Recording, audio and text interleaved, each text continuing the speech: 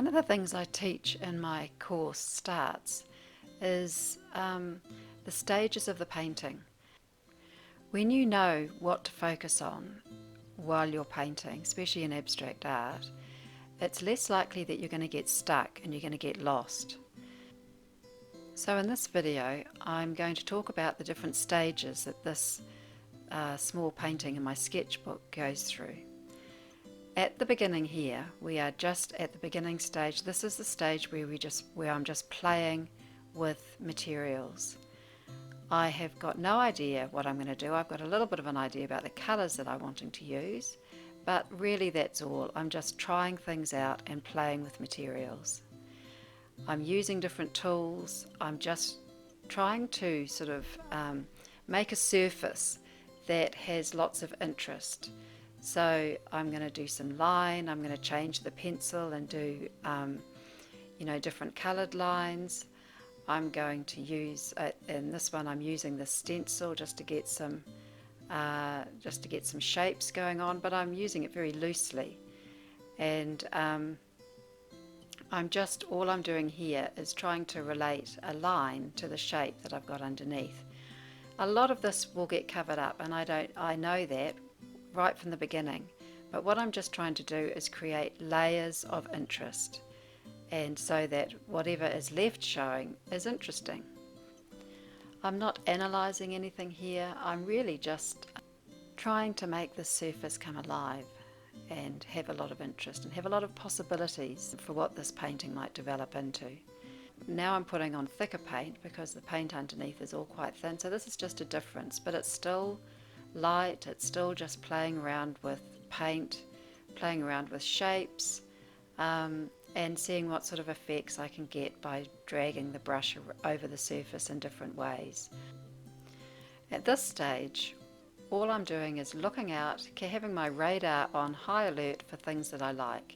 I liked that line in the underneath layers, so therefore I'm going to repeat it again as I add more paint to the surface of this painting.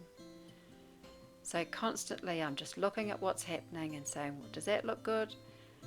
If it does, I'll do more of it. If it doesn't, then I know that's probably going to go. I'll paint over it. Or I'll let it dry, or I'll disrupt the surface with a colour shaper, or do something different to it.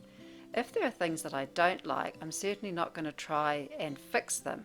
I'm just adding stuff in. It's like making a big pot of soup. I'm just adding until I get a lovely flavour. And this stage of the painting goes on until you have something that is exciting to you, that is rich and exciting and has lots of possibilities. I definitely do this until I've got rid of a thin feeling about the surface of the painting. So looking at the surface, it doesn't feel thin. I want it to have lots of depth and different marks, and I want to put together a combination of controlled mark making and lack of control. Okay, so I've got a surface that I like. Now I'm kind of moving at this stage into the middle stage of the painting. This is where I'm going to go over things that I'm not so keen on, and I'm trying to create differences and a design in my work. So if I look at the whole surface of the painting, it's reasonably kind of dark. I'm going to come in with light paint, and now I'm coming in with some pattern. I don't have any pattern anywhere in this painting, so that's a difference.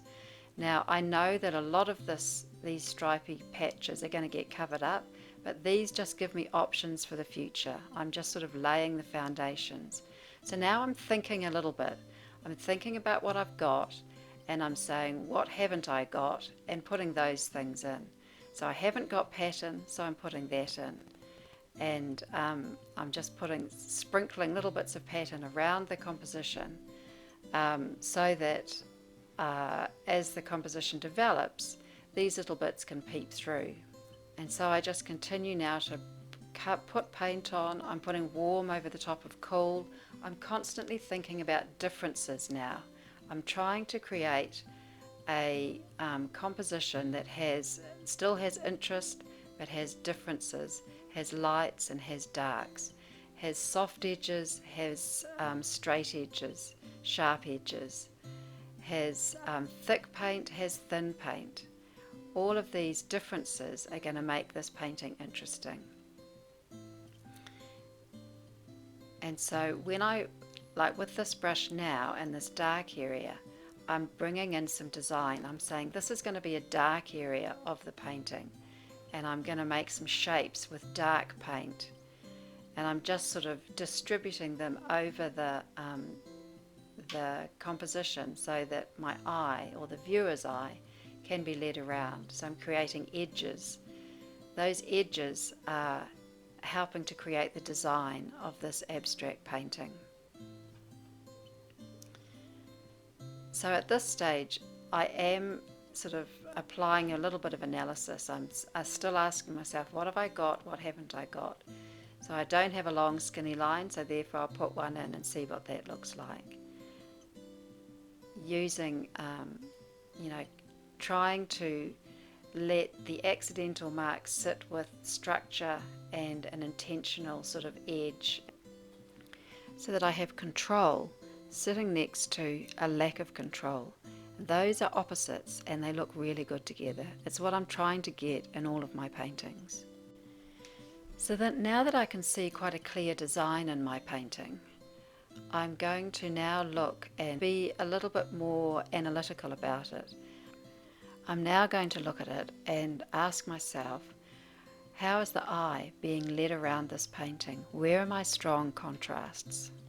And I'm thinking also about linking areas. How can this area relate to another area? So as well as creating differences, I'm looking to create relationships as well. So I'll use the same colour on one side of the painting as I have on the other.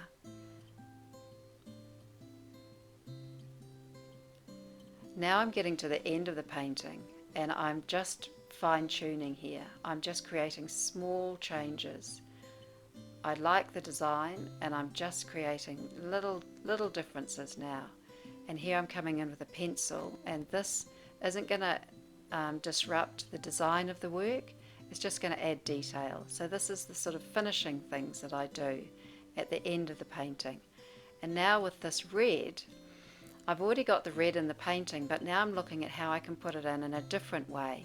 So I've got it in a stripe, which is a very sort of structured, controlled way of adding that paint, and now I'm smooshing it around with less control, and then I'm going to put it in very thinly like a glaze over here. So I've got the red in different ways in this painting, but not very much of it, and I'm going to put a little bit over there and then some over here. That's a relationship that helps to link the left to the right hand side of the painting.